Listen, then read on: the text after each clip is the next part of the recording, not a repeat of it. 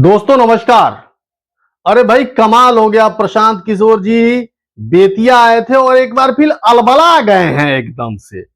अलबलाहट उनका स्वाभाविक भी है, इसलिए कि संजय जायसवाल को पिछली बार उन्होंने टारगेट किया था और संजय जायसवाल ने यह बता दिया था कि किस तरह उनके और उनके पिताजी के जन्म के पहले से वे यहां के लोगों के लिए काम कर रहे हैं, चिकित्सा के माध्यम से, जनसेवा के माध्यम से, राजनीति के माध्यम से।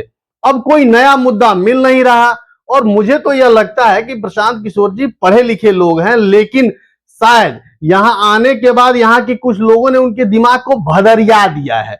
तभी तो वो ये नहीं समझ पा रहे हैं कि जिस मुद्दे को जनता ने बहुत पहले नकार दिया, जिस बात को लेकर संजय जायसवाल की आलोचना होती थी, उस चीज को लेकर कोई बात अब बची ही नहीं है। और उनके पेट्रोल पंप की बात को लेकर और यह कहना कि वह एक कमजोर नेता है, उनके मतलब प्रशांत किशोर जी की मानसिक कमजोरी को दिखा रहा है। आप लोगों ने देखा है उनका रिसेंट वीडियोज, उन वीडियोज में प्रशांत किशोर जी काफी थके हुए लग रहे हैं। अरे भाई सच बात है, इसलिए कि प्रशांत किशोर जी एक अच्छे कैप्टन के रूप में काम कर चुके हैं, लेकिन अब उनके पास प्लेयर ही नहीं है। जब प्लेयर नहीं है तो मैच कैसे जीतेंगे?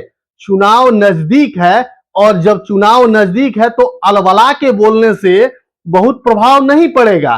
प्रशांत किशोर जी को बिहार की जनता ने जब अपने साथ देखा था तो जदयू और राजद के जिताऊ व्यक्ति के रूप में देखा था, और अब जब वह खुद मैदान में आए हैं तो बिल्कुल अलबला गए हैं। उन्हें समझ में ही नहीं आ रहा कि क्या बोलें।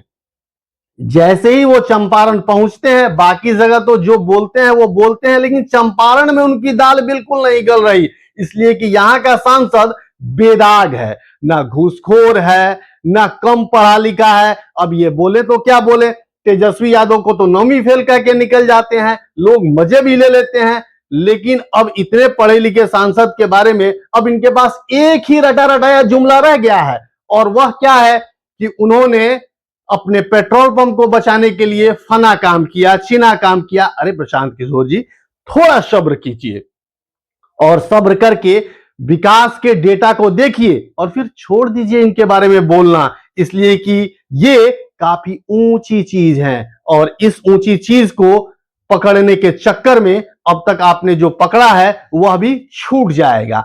आप कहते हैं यह कमजोर नेता है, भैया अगर यह कमजोर नेता है तो आपको भी अपने दल में ऐसे कम से कम 10 कमजोर नेता को रखने की जरूरत है, तभी तो वो 2009, 2014, 2019 और 2024 में लगातार सांसद बनेंगे। खैर ये तो होने से रहा, अब उम्मीद यही कर सकते हैं कि प्रशांत किशोर जी जब अगली बार आए थोड़ी तगड़ी तैयारी कर लें। बहुत बहुत धन्यवाद।